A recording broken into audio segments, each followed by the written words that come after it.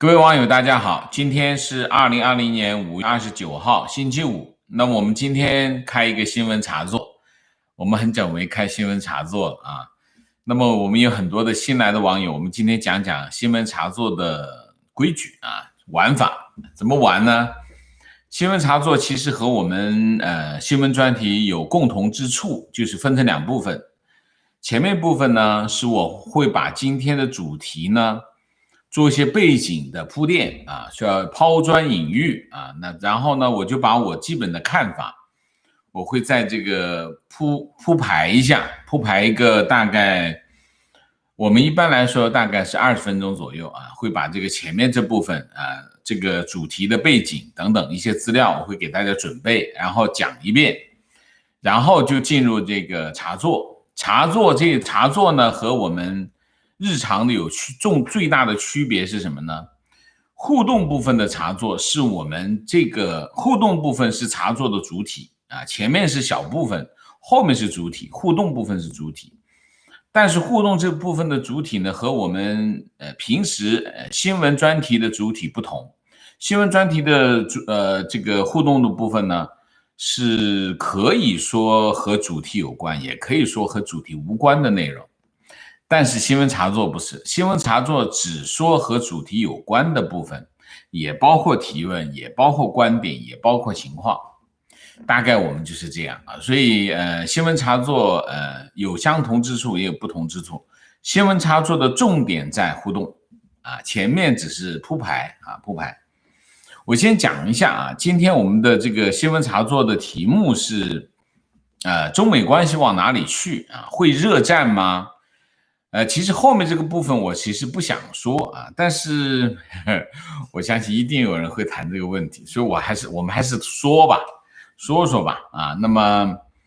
那么我其实有既定的看法，但是没关系，我们可以拿来讨论嘛啊。所以为什么要谈这个问题呢？是因为今天下午啊，川普开了一个新闻发布会，川普在新闻发布会上做了5分钟的演讲。这5分钟的演讲讲什么呢？我大体上给大家梳理一下，因为有些网友可能刚刚起来啊，我们看大概讲，他讲了5分钟啊，5分钟的演讲。这5分钟的演讲其实总共讲了4件事。第一件事，由于中国违背了这个中英联合声明的承诺啊，破坏一国两制和基本法，那么香港就不再是具有高度自治的城市，那么美国就会撤销香港基于香港政策法所拥有的特殊地位。这是第一个，就是我们之前预期的川普的对香港采取的最重大的措施啊，这是第一个，北京就是针对香港。第二个限制中国的留学生的签证，3个中概股，4个退出世贸，大概就讲了这4件事情。那么这4件事情呢，具体的影响分析呢，我们在上一个视频有，我就不展开了啊。我只是告诉大家，为什么我们今天要做这个新闻茶座的原因，就是因为川普开了5分钟的新闻发布会，然后把他的这件事情主要的反映的是什么？反映的就是川普真正的向中国开战了啊！整体的结论就是一个这样的结论：川普选择向中国开战啊！这是一个今天发生的一个突发新闻。那我们就着这个新闻，我们来开一个新闻茶座啊！新闻茶座分析什么呢？分析中美关系往哪里去啊？既然川普开战了啊，那么开战，那中国会怎么样呢？然后如果中国反击，那么中美双方会怎么样发展下去呢？等等啊，我们可以在这里讨论啊。那么我先做一些铺垫啊，铺垫什么呢？我先分析一下，先讲讲中美关系的基础啊。中美关系它到底有什么基础？你比如说美国跟英国啊，英国跟美国的关系的基础是什么？那毫无疑问，首先是价值观呢。还有历史啊，还有政治啊等等，美国跟英国的关系有很多基础啊。那么中美关系有什么基础啊？那么中美关系的基础，我总结了有4个基础啊。第一个政治基础啊，政治基础最重要啊。那么这个政治基础是什么呢？政治基础其实是一个承诺关系啊，就是在中美建交的过程当中，中美之间有一个相互之间的承诺啊，就是美国跟中国建交啊，让中国呢进入这个当时的西方世界的这个体系啊，这是一个中美建交的一个非常重要的作用，就是当时中国跟苏联跟整个的社会主义阵营，苏联社会主义阵营是闹翻了的啊，闹翻了。那么中美建交，那么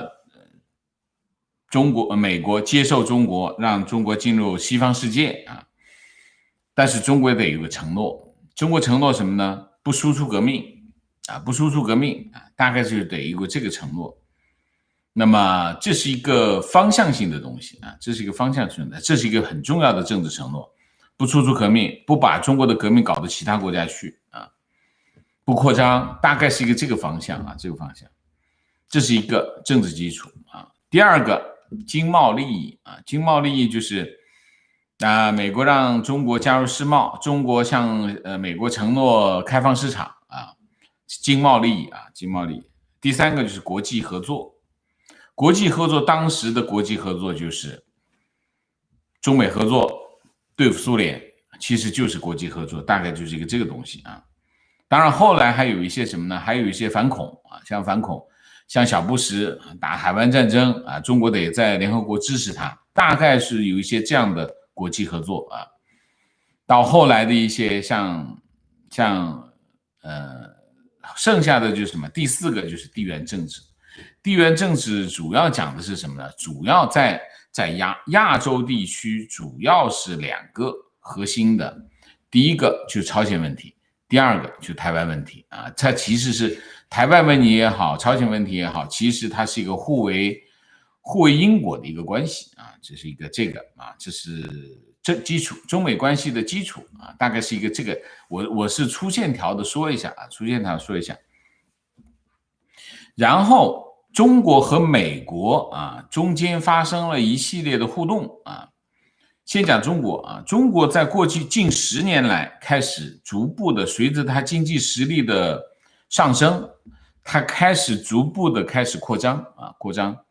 那么这个扩张呢，主要反映在4个方面啊，4个方面。第一个，向西方国家进行渗透啊，从社会的、政治的、经济的、文化的、科技进行渗透啊，渗透的非常厉害啊。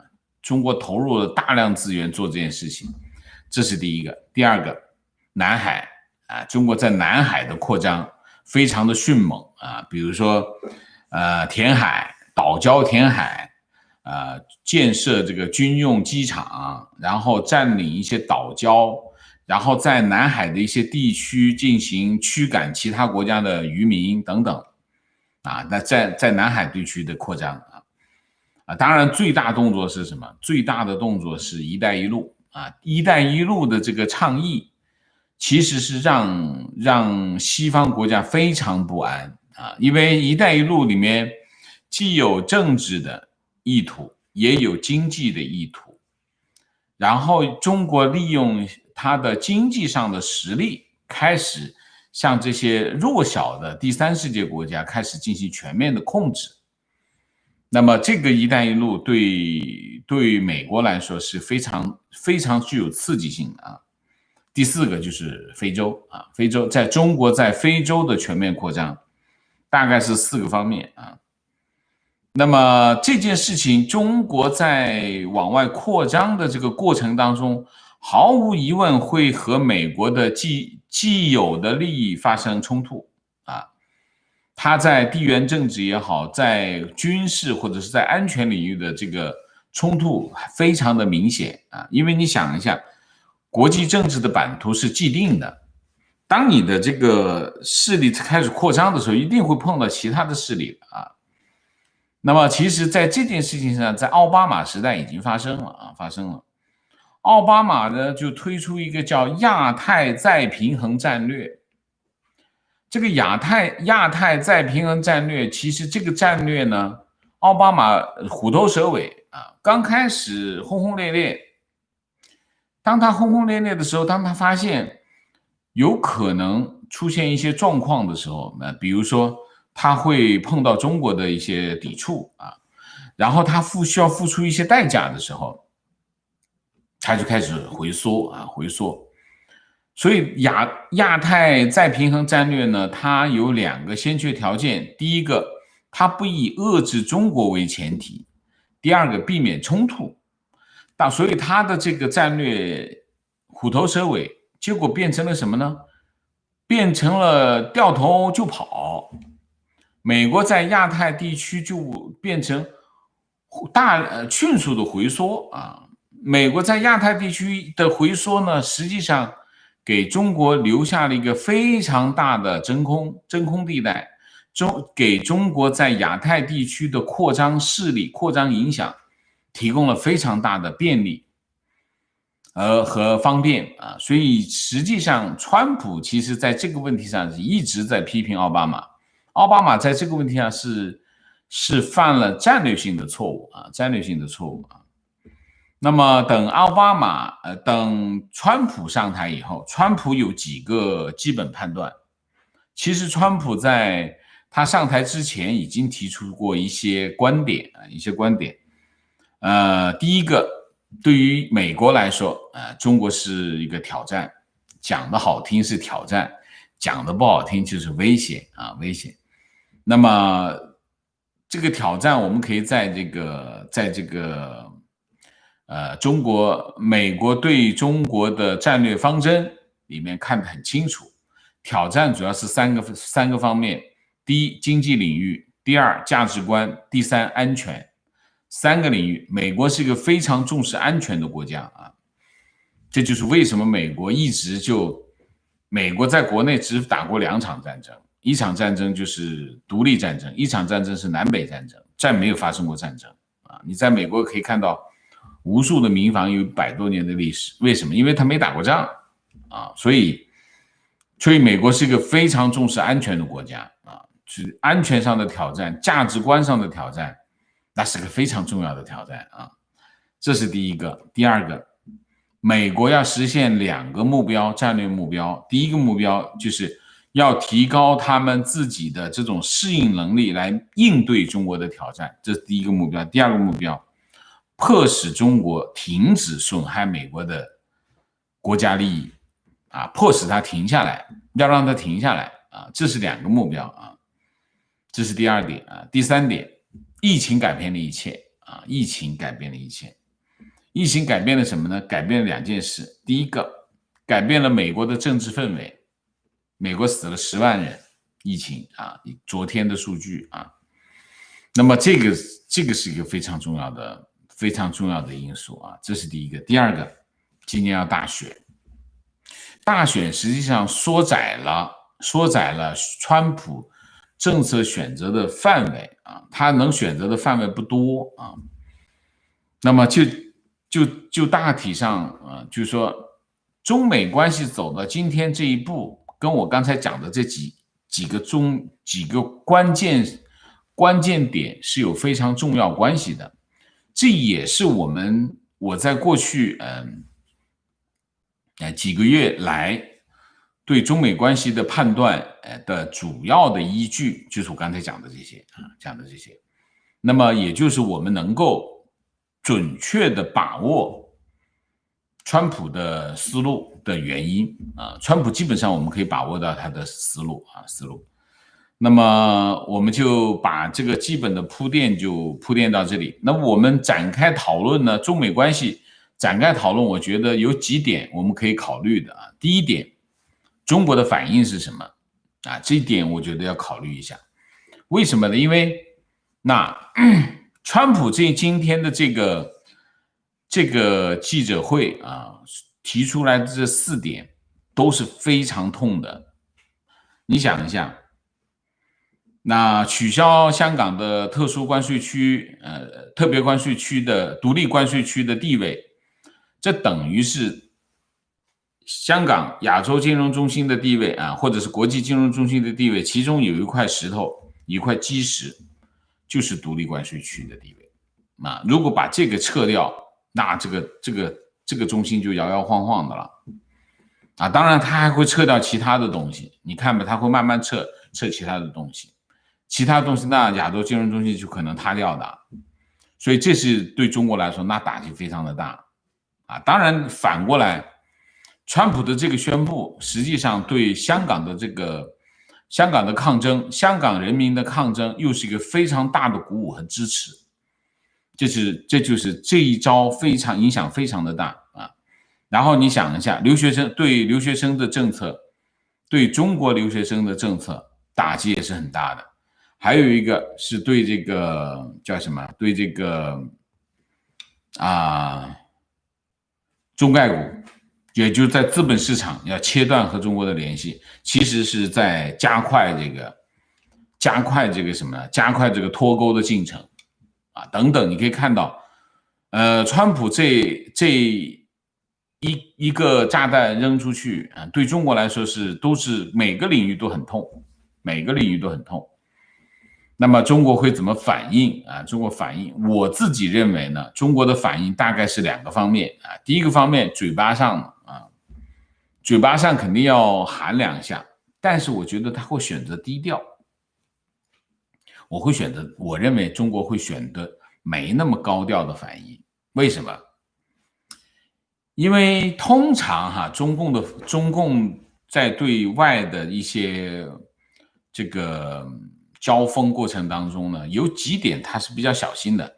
打得赢的时候呢，他能够取得一定的优势的时候，他就喊得震天响，因为他基本上的所有的功夫都是做给人民看的啊，他不是做给外面的人看的，做给里面人看的。其实他所有的动作都是洗脑和打屁股，他的动作所有的动作就要么是帮你洗脑，要不就打屁股，不听话打屁股，不行再不听话打屁股都不听的话打死你，就是这样。中共就是做这样一件事，所以你可以看他所有的方向都是向内的，所以他打得赢的时候呢，或者他能取得优势的时候，他就喊得震天响啊，跟后面的人看我们赢了。他是打不赢的时候呢，他就声音会小一点，他也喊，也是这个七情上面喊，但是会稍微的低一点，然后呢，他会喊2下就不喊了，就停下来，大概是这样。我觉得这次中国呢也会敲锣打鼓的喊，但是喊2下呢，他级别就马上收了。因为从我们现在站在这里来看，你看不出来，你数不出来中国能做什么回应反制的措施。就这场仗，我还是讲，川普手里全是王炸，中国手里没啥牌，是中国手里现在唯一的一张能让川普痛的牌是什么？大家猜一下。中美贸易协议中美贸易协议。但是呢，这张牌呢，中国又不能打，为什么呢？因为川普今天这个记者会，他把这一东西扔出去之后，他想好了什么？川普已经下了决心的了，下什么决心？中美贸易协议他不要了，他不会说他向中国开战，同时他还指着中国遵守，指着跟中国进行执行这中美贸易协议，我觉得他不会弱智到那个地步。好，如果中国想牵制他，那就继续执行，他不放这个东西，可以用这个东西去牵制川普。但是我觉得川普也没那么傻如果我是川普，你继续执行是吧？你还想执行是吧？我还打，那你怎么办？所以实际上这张牌，中国握着手里有一点用，但是呢，用处也不会太大，除非川普还抱有幻想。但是你今天看川普一口气出4个东西来看，川普没幻想，没想法了，至少他把这件事当已经不存在了。如果还有，那就是 bonus；如果没有就算了。所以如果川普是这种心态的话，中国握着这张牌也没有用。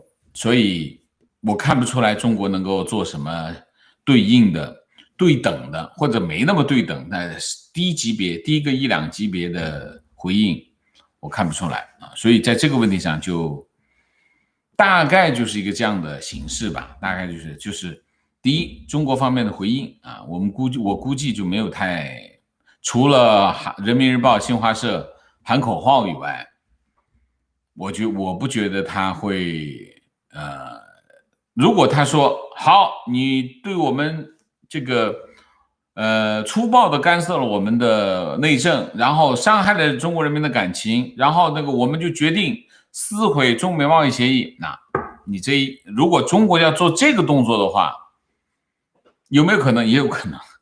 那川普就王八吃秤砣，那铁了心就要干下去了。那你就是把川普往敌人那边推了。但是当然，川普其实已经是敌人了啊。但是中国也不会那么幼稚，说川普现在不是敌人，川普现在就是敌人，就是当面锣对万鼓要打仗的敌人。那我不觉得，如果是一个这样的局面的话，那川普就不用考虑了。那各条战线就开打了，各条战线开打，那中国更麻烦啊！要打个金融战，人民币怎么办啊？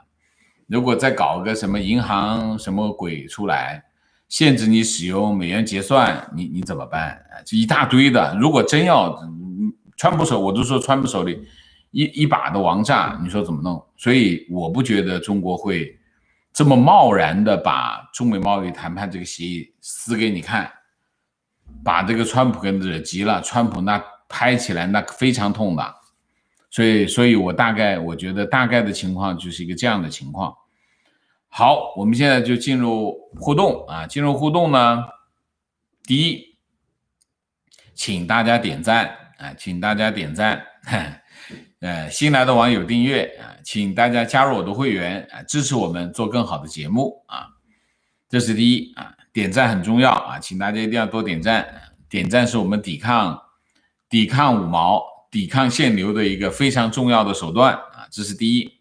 第二，那么进入这个互动之后，请大家不要聊天啊，那么今天的问题、观点、情况都围绕着今天的中美关系的主题展开啊，和这个主题无关的，我们今天暂时不问也不说，好吗？我们下个节目再说。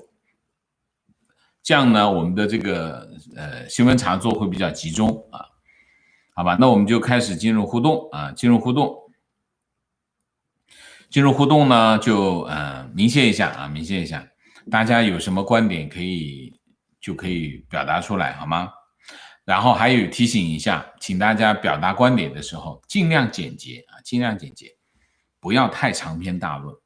太长篇大论呢，我念半天，后面的问题就念不到了啊，好吧？丽丽陈，谢谢 Vincy 大，谢谢 Rick， 谢谢，先谢谢王老师。昨天重要的事情说3遍，昨天的生日祝福，作为一个小人物，我很感动，还有正是听了王老师的分析，我周五出清了股票 ，OK， 牛平，谢谢小草，谢谢，今天是个好日子，请王先生喝杯德国啤酒，好的 ，Jeff 王，谢谢 ，Sabina， 谢谢，董 Simon， 谢谢 ，Lancelot 曾，谢谢，一杯咖啡表示尊敬，谢谢你。Aziza 谢谢，刘旭训谢谢，王 Sir 辛苦了，谢谢美西的工作，川普真的雷厉风行，说到做到，香港要不断的抗争，加油！我还是那句话，如果没有从去年反送中运动到现在，香港人民坚持不懈的抗争，就没有今天川普在香港跟中国开战的这个局面啊，这就叫什么？这就叫天助自助者啊，就是这样啊。好，卡库，谢谢啊，Sandy 东，谢谢 Sandy 董，谢谢支持王老师制作高质量的节目。是的，谢谢你。Elva， 谢谢。王老师晚上好，请问 Hong Kong 是否很快会使用数字货币？拜登上台是否会对中国友好？第一，香港是不是会使用数字货币？我没有看到他们有这方面，金融管理局从来没有公告过，所以理论上这件事情没有发生啊，也不会在短期内发生。第一，第二，拜登上台是不是对中国友好？我真不知道啊，那得我们没办法我们没有办法同时踏入两条河流啊，就是你要么选的是拜登，你要么选的是川普啊，那么要么拜登上台，要么川普上台，你不会有同时有两个总统上台，所以我真的不知道啊。Mike 猪，谢谢。程序，谢谢。一杯咖啡聊表心意，谢谢你。山水，谢谢。Esmeralda， 谢谢。王老师今天加班太辛苦了，中午那场赶晚了，老师讲的很给劲，现在补上学费，老师加油，谢谢你啊，谢谢。省钱，谢谢。Sherry 吴，谢谢。阮光能，谢谢。Monica Talka， 谢谢。加拿大移民最多，香港移民最多，英联邦国家能容纳最大数量的移民和难民，每年35万，希望快点出台新政策接纳香港人。是的，观点好，我们来了。专门去看了川普的新闻发布会公告，总统讲完不顾记者提问要求，一言不发，毅然离去，悲愤、坚定、决然，我对他的敬意油然而生。川普真的讲完那个话，扭头就走啊，然后留给我们一个背影。观点：今天川普5分钟的声明，宣告中美进入中美对抗时代，这是自尼克松访华以来中美关系发展的180度转折。中国的反击手段有限，但绝对不会有热战，因为中国动武之日就是中共灭亡之时。我挺同意这个意见的，但是呢，很多网友有不同的意见，大家也可以说啊。情况：美东时间5月28号晚上，美国决定6月4号开始，对于第5批排除加征有效期延长产品清单，340亿关税排除清单内的产品，超过80%的产品恢复加征 25% 的关税。又有新的措施出来，我没看到原340亿关税第5批排除产品清单共有89项，本次获得延长有效期的产品16项，未获得有效期的产品73项。也就是说，美国这次决定对其中82% 的产品要加税，加 25% 的税，就是那个原来排除的产品里面恢复其中 82% 的关税啊，那就是要干了啊，就是要干的了。情况：今早国内媒体只报道川普退出世卫，其他什么都没提啊，心虚啊。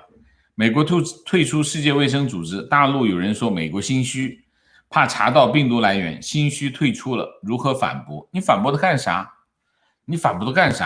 不需要啊，对吗？你就让他不知道下去呗。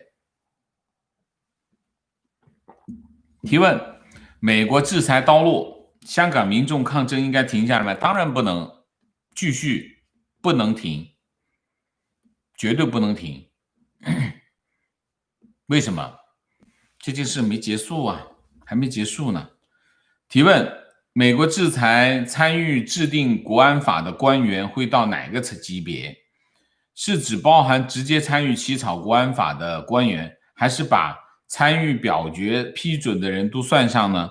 会影响习在哈佛上学的子女吗？习的子女早就回去了啊，这第一个。第二个我不知道，美国还没公布，别瞎猜，我们就等着看吧，好吗？提问：王老师怎么看欧盟国家接下来的走向？从这次疫情追责到 WHO 香港问题，以及德法为首的欧洲国家都是嘴上说一说，没有实际行动。但是美国要全面对抗中共，还是需要这些力量嘛？当然，欧洲很重要啊，欧洲非常重要。它怎么走向？当然，其中最关键的还是德国跟法国啊。那么德法之间来说，德国更重要，德国力量更大。但是德国这2年好像跟中共勾兑的蛮起劲，现在不好说啊，不好说。形势并不是一成不变的啊。那么川普的这个动作之后，其实他的团队也不会闲着，就是川普肯定要去联络最广泛的统一战线嘛，这个毫无疑问。那么他们对欧洲的影响也很大，所以我觉得欧洲也不会一成不变啊，他也要看形势变化啊。老实讲，美国呢，就是没有欧洲的支持，它也够了啊。就以实力来说的话，当然有大家一起帮忙也挺好，是不是？所以我觉得美国的策略就是，要玩一起玩呗。但是你要是不玩，我也不勉强。但是以后你要求我的时候呢，那你就小心一点。那么全世界求美国的时候还是多嘛，是不是？你说是不是这个道理？比如说我举个例子，金融危机不是有个美元荒吗？对不对？啊，美元荒，那美联储就跟大家进行货币互换，把美元给你，你去解决你的金融市场的美元荒的问题，对吗？那如果你不配合，那原来我9个央行跟我谈货币互换的事情，那我今天这就不邀请你欧盟来，行不行啊？那你就没有美元，不跟你互换，你不是很难过吗？所以你想一下，其实这个世界上最强大的国家就是美国啊，就是为什么强大，就是基本上在所有的领域你都绕不开它。北约是干什么的？北约是美军去保护欧洲的，对吗？那你想一下，你欧洲为什么欧洲可以这么少的军队？为什么？不就因为美军在这里吗？我美军撤掉一点，让你自己去面对俄罗斯好了。你不是每个国家都得增加军费吧？是不是？这里面有很多政治的、军事的各种各样的影响，经济的各种各样的影响。我不说欧盟它有非常强的民族自觉性的这种意愿，但是实际上你想一下，它欧洲也有很多东西是捏在美国手里的嘛，是不是？还有一个，你比如说货币，欧元出来以后，那跌了10年吧，对不对？为什么会跌10年？那不是因为美国不高兴嘛？那这欧元不就跌10年了？那你真的要让欧元为什么会跌？为什么现在又不跌了？中间有很多地缘政治的这些关系，所以就说欧洲它可以不积极啊，它可以闹一下别扭，但是在真正的关键的时候，他要是真的翻脸的话，他也挺难过的。美国要是给他小鞋穿，他也会很惨的。所以在这个问题上，我不觉得欧洲也好，英国也好，日本也好，美国人真的把这个旗竖起来了，他们真的不归队，我觉得这种可能性不大。为什么？西方国家他们的利益是共同的，美国挑头跟中国打，他已经做出了牺牲了，对吗？美国跟中国打又不是中国只威胁美国的利益，其实中国对欧洲的渗透比对美国的渗透更厉害啊，所以这个问题不是那么简单的。所以我是觉得形势会有变化的，它没有那么一成不变的啊。观点，以前还不觉得美国在社交媒体被中共渗透的程度，这2天看推特和川普的交手，才真正看到这一大批社交平台黑暗内幕，支持川普收拾 Google、Facebook、Twitter。是这样，我是这么觉得啊。中国有没有渗透这些社交媒体，我不知道啊，但是我是感受到我们在 YouTube 上面的这种不公的待遇啊。那么推特对川普也下手啊，说明什么？说明2点。第一点，社交平台的权力太大啊，他基本上是上帝，社交平台他就是上帝啊，不对这个权利进行制约是非常危险的，这是第一条啊，就是社交平台的他的权力太大啊，一定要制约他啊，就是川普这个时候提出来这个问题其实很重要，为什么？美国马上要进入大选，如果这个时候不搞定这些媒体的话，那这场大选就是一个大问题啊，这是一个大问题，就会影响美国的大选。这是第一个。第二个，还有一个，万一他被渗透的话，那他做起恶来那就没底线。所以就这2条，所以一定要把这个社交媒体或者社交媒体平台，要让它保持公益性，保持公益属性。如果它不能保持公益属性，这是非常危险的事情。所以川普现在提出这个问题，其实得到了广泛的支持。为什么？因为大家都看到这个中间的风险啊，风险。观点：读着德国人写的共产党宣言，唱着法国人编的国际歌，对着俄国人设计的镰刀斧锤子宣誓，悄悄地把钱存到瑞士银行，还把老婆孩子送到欧美发达国家，却对着国内被奴役的老百姓说：“我们绝不搞西方那一套。”太准，好，这个很好，这个很到位。观点：大部分人讨厌战争，我也讨厌那些好战言论。但就现在的情况而言，或许只有战争才能阻止中共侵蚀民主人权的步伐。经济制裁对他没有釜底抽薪的作用，因为独裁政权没有底线，为了他的利益可以牺牲除了他自己以外所有的资源，包括人命。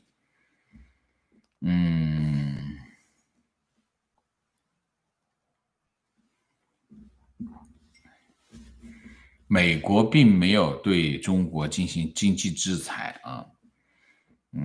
我觉得美国现在不是制裁的问题啊，美国是要开战的问题，他在各条战线上对他开火啊，所以我不大同意你的观点。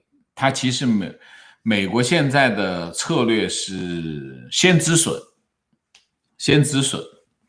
把可能出现的危害全部制止住，比如说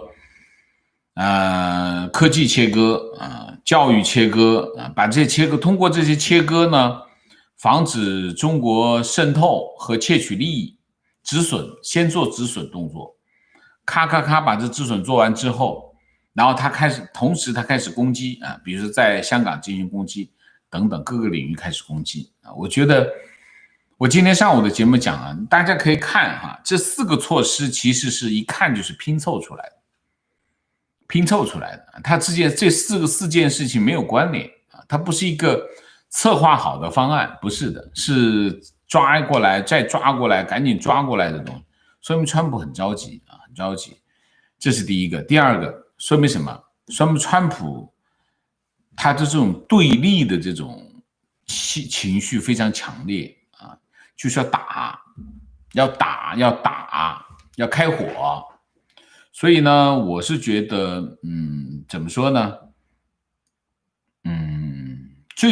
最可能，目前可能发生的情况是川普会在各个领域对中国开火，先同时止损，他同时2件事情开始做。美国是这样，美国是爱好和平的国家但是美国也是个好斗的国家，就是爱好和平的同时，你别惹他，你把他惹着了，他觉得你对他有威胁，他斗起来，他的那种对抗的机制是非常强的对抗的机制非常，就是他特别能打，而且他边打他对他还没影响他是这种对抗的机制很成熟，非常成熟。我估计就是跟苏联打了这么多年，打出来的这种机制非常成熟。所以你看，打什么海湾战争，美国一点影响，美国国内啥事没有，该唱歌该跳舞都该唱歌该跳舞，一点影响都没有。所以大概就是我觉得是这样的啊，就是说我不觉得现在需要到战争那一步，我认为现在对美国来说根本不需要啊，就是在各个领域跟他开火就是了。中国其实中美贸易战这一场，美国完全没什么影响。你看中国已经变成这个样子了，那你要再开火，你看看是什么情况？所以我觉得离战争还很远，对美国来说啊。提问刚刚开到新华社的稿子，对整个发布会，他们解读为美国丑化世卫组织，只字不提其更大幅度的对华行动。请问他们良心不会痛吗？他就只说那个世卫。这样的话呢，避免出丑。那从这种情况来看，应该是什么？那就是他应该是没有准备好在其他领域进行反击，所以先不提，只提世卫啊，应该是一个这样的事啊。提问王老师好，美西好，在川普发言后，道琼斯涨了1%。彭博评论也表示，这个声明并不像市场预期那么猛烈。市场和华尔街反应说明了什么？他们不担心在香港的业务吗？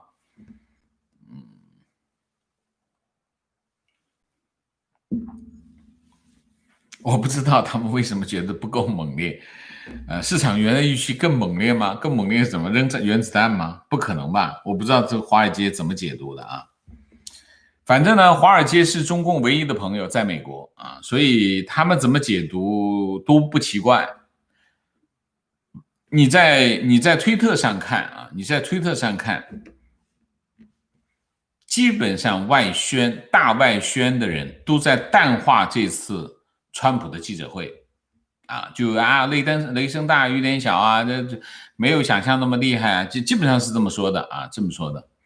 但是这是一个檄文，川普这次记者会是个檄文，它是一个开战宣言啊，所以华尔街这么说，我不奇怪，我真不奇怪，因为我都说了，在美国，中国只有一个朋友，就是华尔街哈。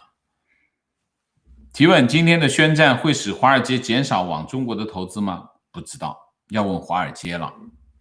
提问：美国这次对华政策转变是不是一个国家的长期政策，不会因为总统的改变而改变吗？昨天已经有网友答过这个问题，我不答了啊。你可以去看一下社区，我们把每天的这个问答都放在那里。昨天有网友答得非常的好，你可以再去看一遍，好吗？提问：今天听到一个评论说，川普记者会推迟了整整50分钟，说明在最后关头他可能软化了一些准备强硬的表态，所以华尔街才没有在讲话后做过多的波动。这个合理解读还是过度的猜测？这是胡扯啊！这还不够强硬啊？你还想怎么样？你把中国捏死吗？掐死吗？不可能吧？对不对？川普他的整个的报告讲的那么清楚明白，我要开火，我要对中国开火，那你还想怎么样？这就是我刚才讲的，在推特上面有人就是这种腔调啊，腔调。我觉得我们可以忽略他吗？忽略他吧，好吗？听我们的啊。情况：昨天我一个朋友为在香港推国安法而欢呼雀跃，还说一定要打台湾。我问国安法内容是啥，他都不知道。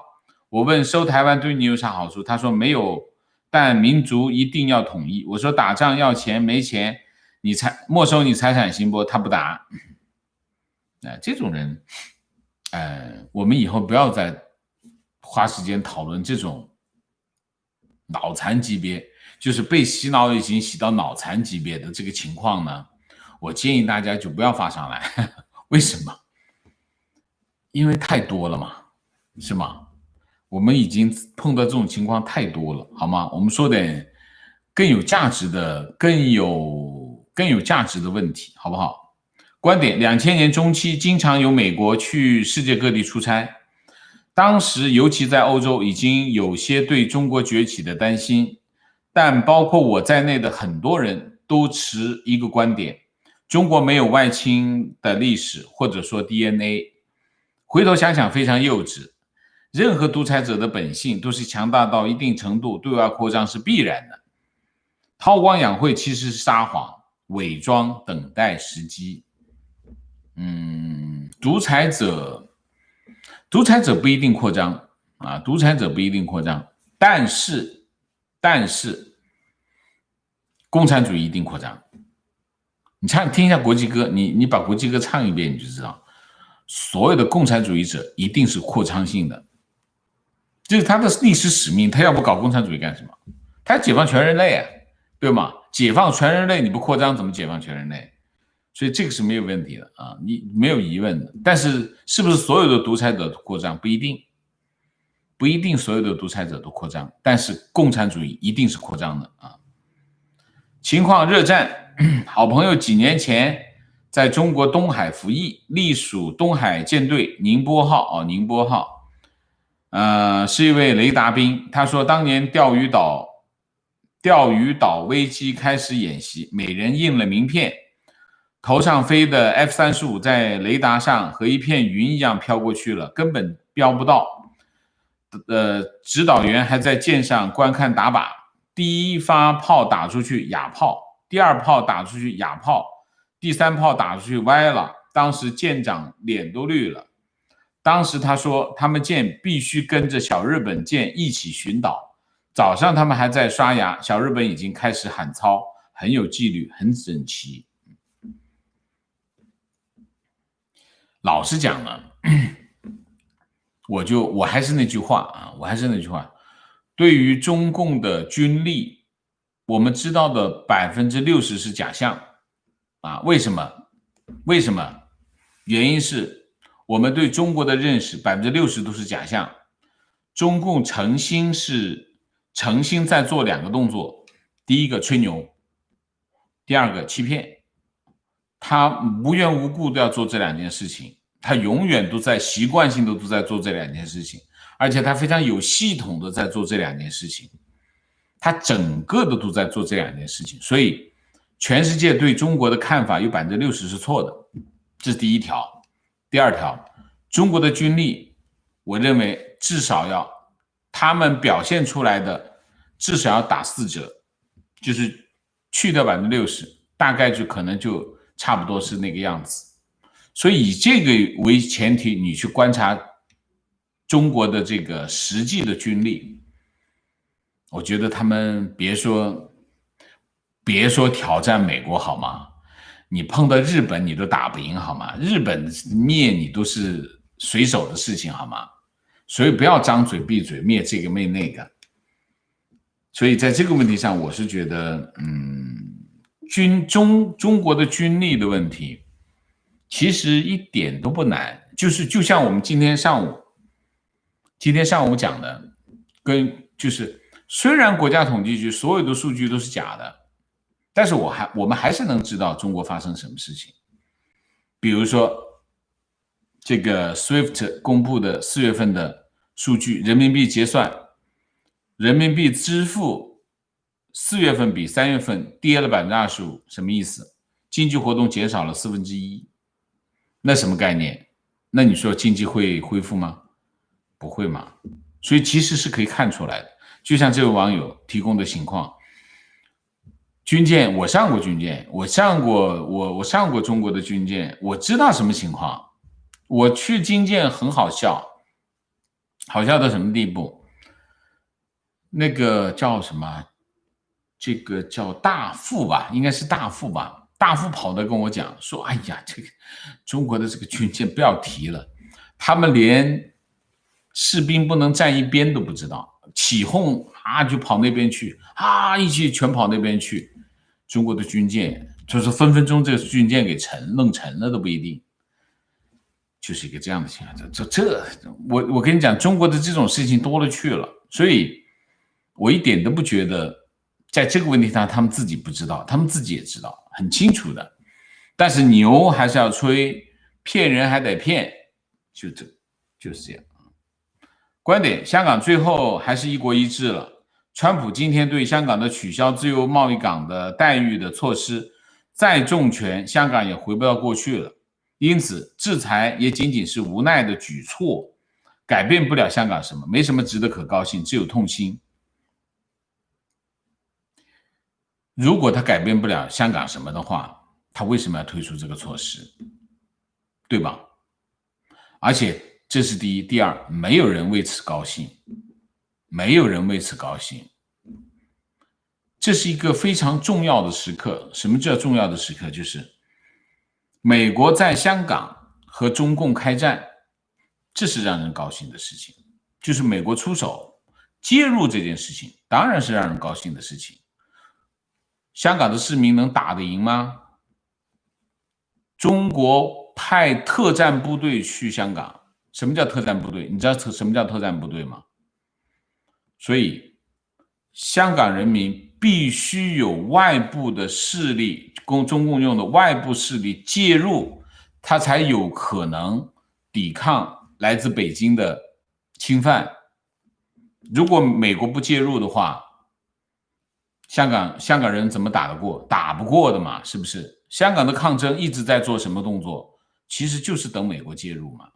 你说没什么不高兴的，我看你就有问题，你这个讲法是有问题。为什么？全香港人只要反抗北京的人都知道他们在等待什么。你说他在等待什么？全香港人在抗争的所有抗争的香港人都在等待一件事情，就是美国的介入。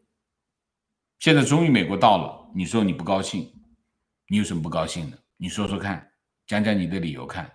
所以我对你这个观点非常不同意。我认为你的看法，你要么很糊涂，要么脑子有毛病啊！我要批评你。情况：习泽明早就在哈佛毕业了，他回到中国一段时间，可是非常不能适应，又再回到美国。美国是个非常尊重个人隐私权的，不会用它来说事或者利用它。川普以前老说他和维尼熊是好朋友，其实习泽明是受美国保护的。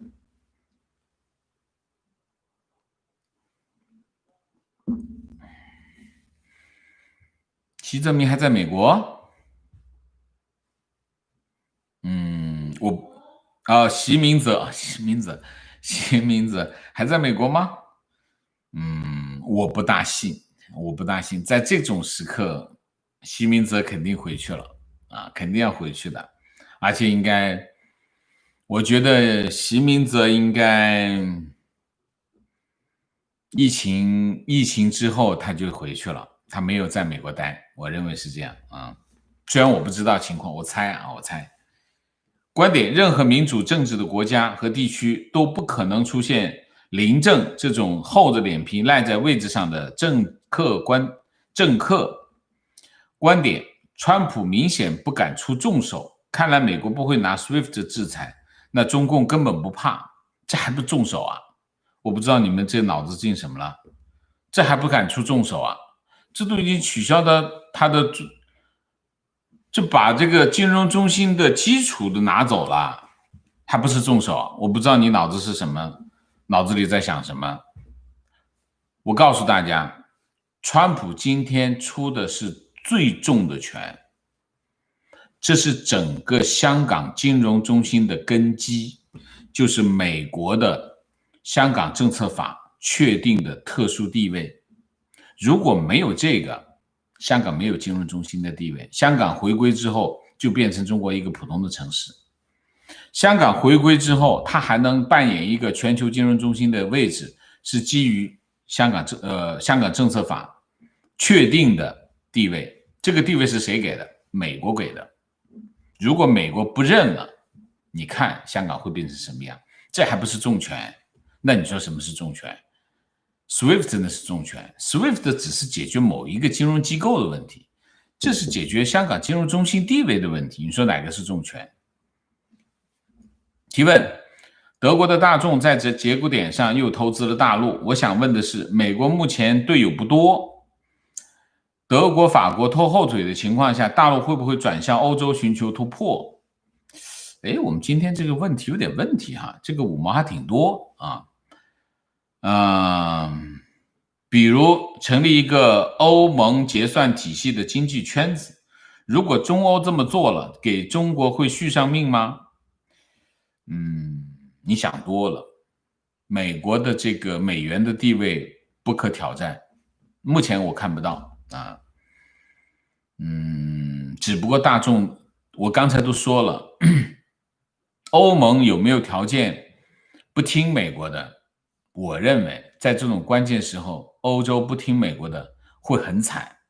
为什么？我刚才都说了，金融市场你要美元不给你怎么办？欧盟你还是需要美军保护的嘛？你说这个东西你撤跟中国联盟，你觉得他脑子进水了吗？我觉得他脑子没进水，我觉得你脑子进水了啊。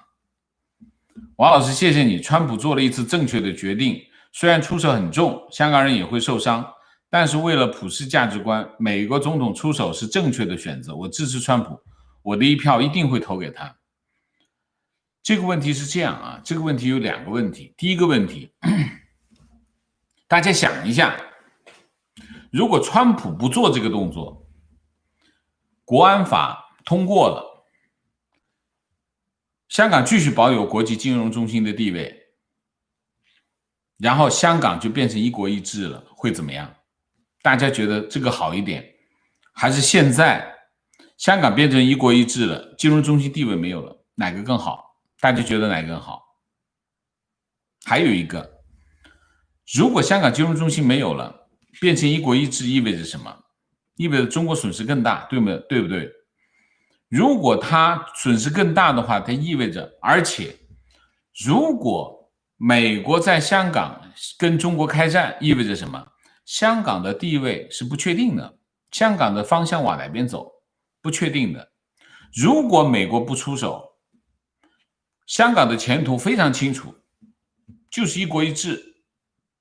然后中国大陆用什么？北京用国家安全法钳制整个香港人，所有人在外面看着不动。你喜欢哪一个结果？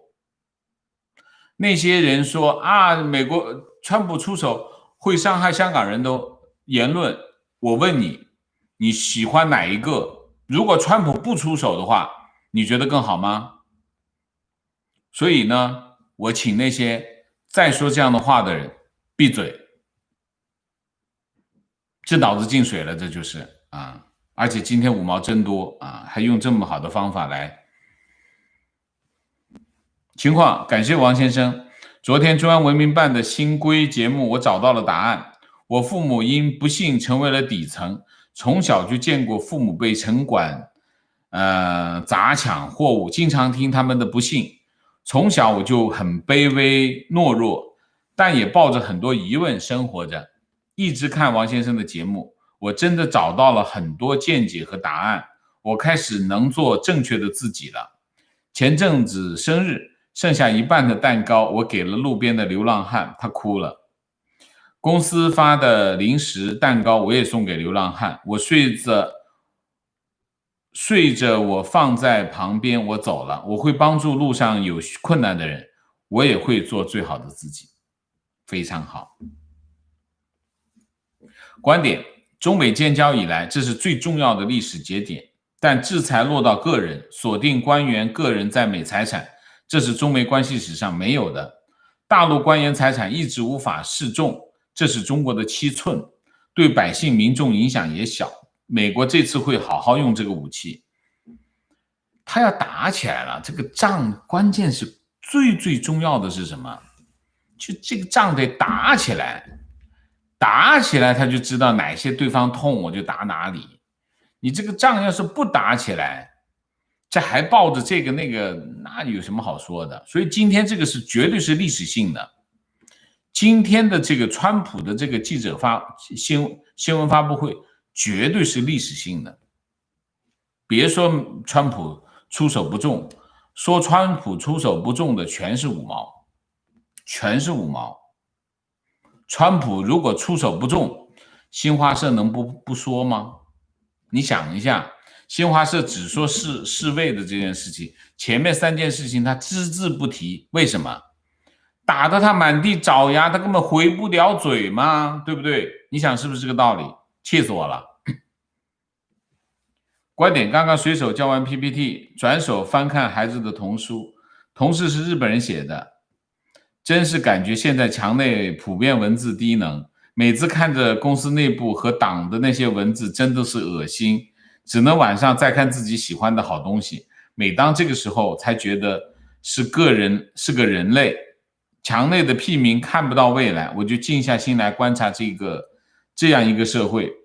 我的小愿望是写本书，记录下来，让下一代人知道，把希望传递下去。非常好。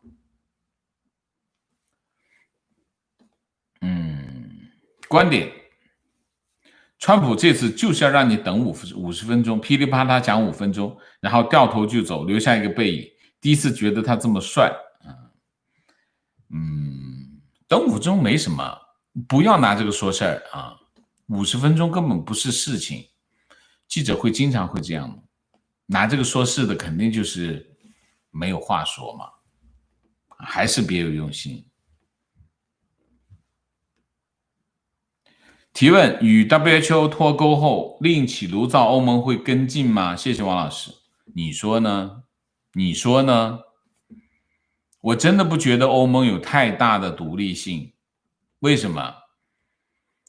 你想一下，欧盟、北约，如果美国不支持欧洲的话，欧洲的安全谁保护？你想一下，欧洲的金融系统一塌糊涂，为什么？你看欧洲那几个国家，欧元现在面临的危机有多大？为什么英国要离开欧盟？你想想什么原因？所以欧盟它其实没有太多的本钱跟美国叫板的。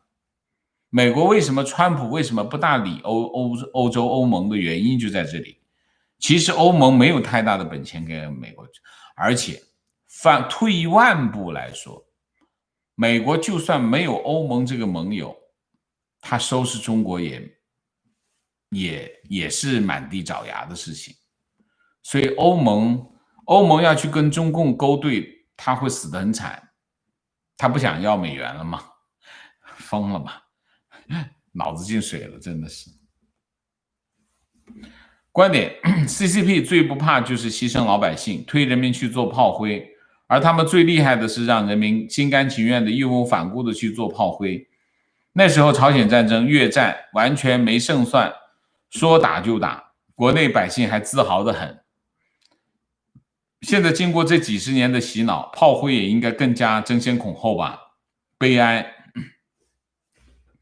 观点：川普对华的宣言是英文，有部分中国人对英文语感不是太好，没有感受到他发言中对中国的严厉指责以及坚定的决心。我在微信朋友圈纠正这种措施不严的观念。你跑到微信圈是干什么？我觉得你也是有问题，这是第一。第二，不是他们不知道啊。不是他们不知道，是他们知道。不过他想，其实现在大外宣他们的主要的任务是什么？并不是阻止这件事情的发生，这件事情发生已经发生了啊。它是降低川普这件事情的重要意义，他们就在做这个工作，包括今天这些人在这里就在做这个工作，就是要帮他降温。这样的话呢，减少这种冲击。其实川普今天的这个记者会冲击力是非常大的，特别是对中国国内是冲击很大的。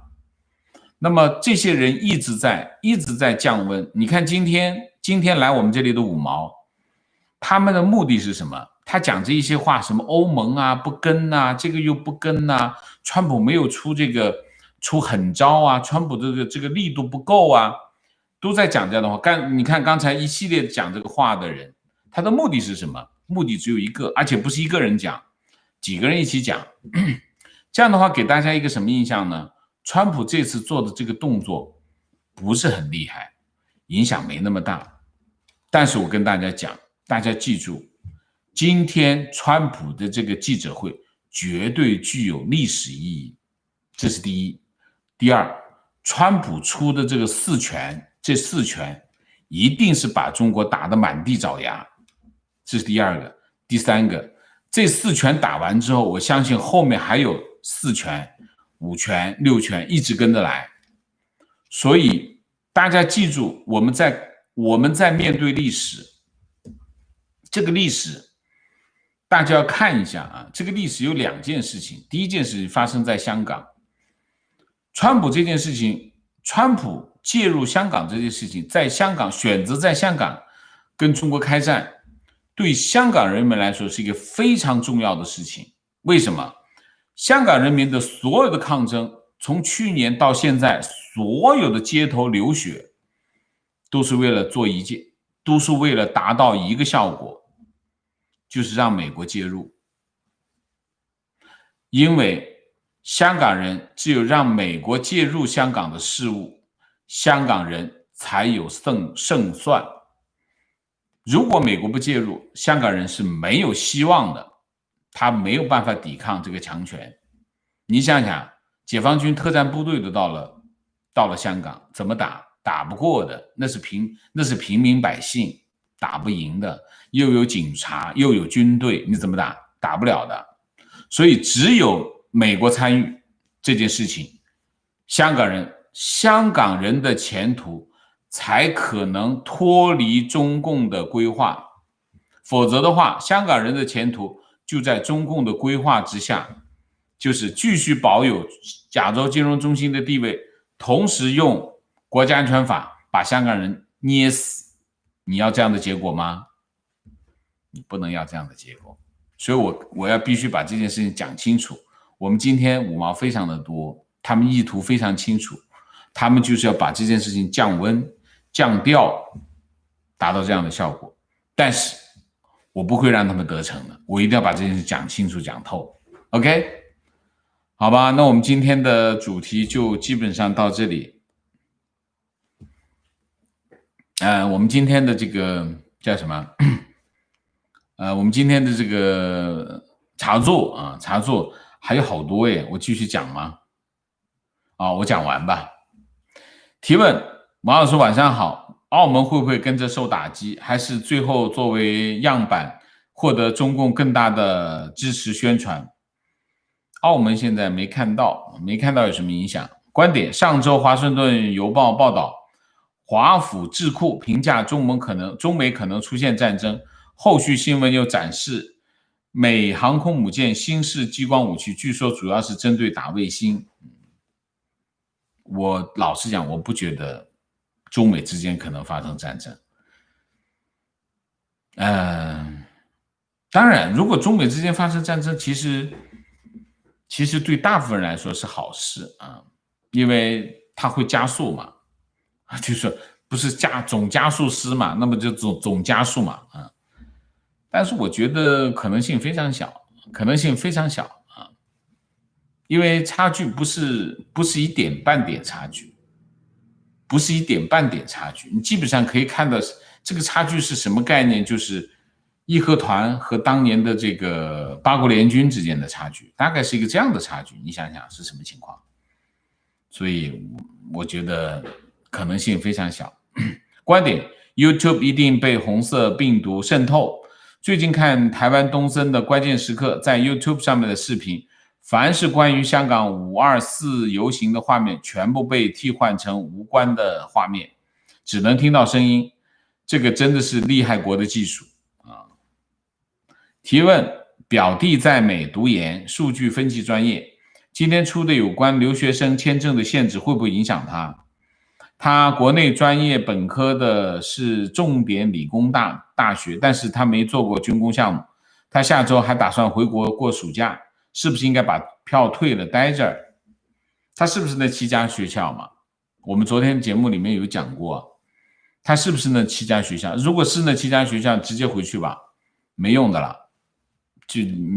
如果你不是那7家学校，那你可以啊。如果你说你是那7家学校，但是没做过军工项目也没有用，所有的这些学校的这些学生的签证都会停，然后回去啊，大概是这样。观点，我跟大学导师私交很好，他是位非常关心学生的教授。我们聊到很多次学术圈，他很直言不讳学术圈的腐败问题，而每天的宣传教育又说我们的军事和科技有多强大。我一度想不通，这么腐败的环境怎么会有高科技出来？直到听了您的课，好多矛盾我才明白，才发现自己被骗得多惨。好吧，好，那我明谢一下，明谢一下。老了王今天看川普的新闻发布会，一气呵成，觉得这是他讲的最好的一次，有理有据，态度强硬，等中共接招啊！点横田日，谢谢。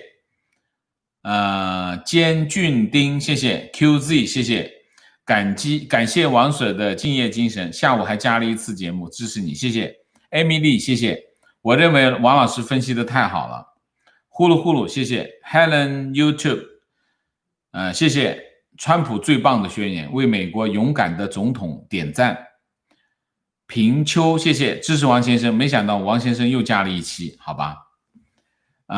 李昭明，谢谢支持王老师，支持香港。David 王，谢谢睁眼看世界，谢谢 Steve Toronto， 谢谢王老师辛苦，请王老师吃碗馄饨面，好吧？佛胖，谢谢。在中美分手这个世界里程碑的节点上，想起了贝多菲的自由与爱情。好。郭听武，谢谢。谢谢王老师加班辛苦了。当路之蓝，谢谢。常觉熙，谢谢。某某，谢谢。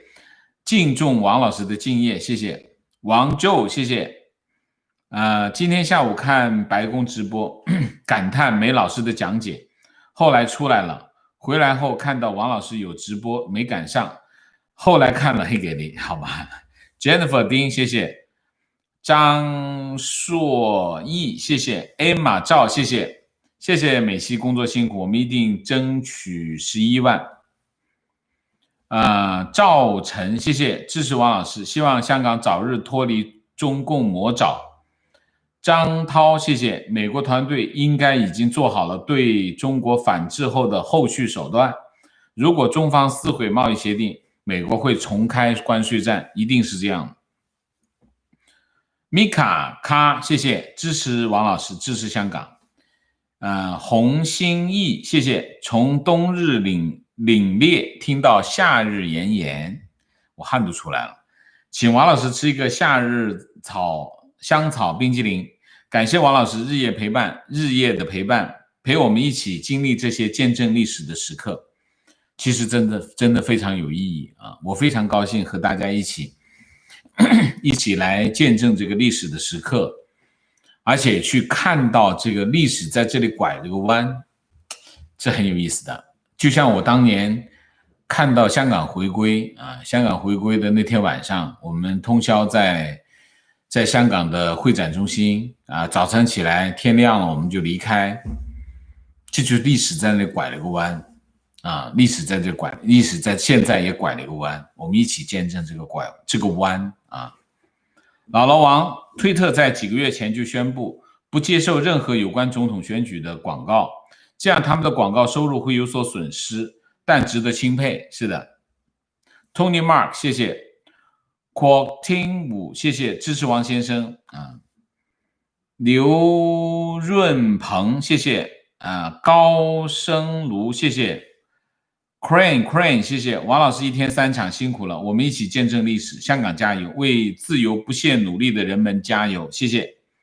J Do， 谢谢王老师，你太棒了，好喜欢你怼五毛，怼的他们也是满地找牙，好吧。张涛，谢谢，即便川普所做七毛说不厉害，也足够200斤喝一壶了，看来还是七毛，是希望川普更狠的揍中共吗Easteco， 谢谢 Grace Lee， 谢谢支持王先生，谢谢你在风云变幻的当前给大家开智精辟的论述，谢谢陈洪涛，谢谢在澳洲墨尔本，谢谢王老师 Tim 张，谢谢黄云，谢谢周明，谢谢。好，我们今天的节目就到这里，感谢大家的参与，我们下个节目再见。再见之前，请大家点赞，请新来的网友订阅，请大家加入我的会员，支持我们做更好的节目，做更好的自己。我们下个节目再见，谢谢，谢谢Stephen，谢谢，加油，谢谢。好，今天节目就到这里，再见。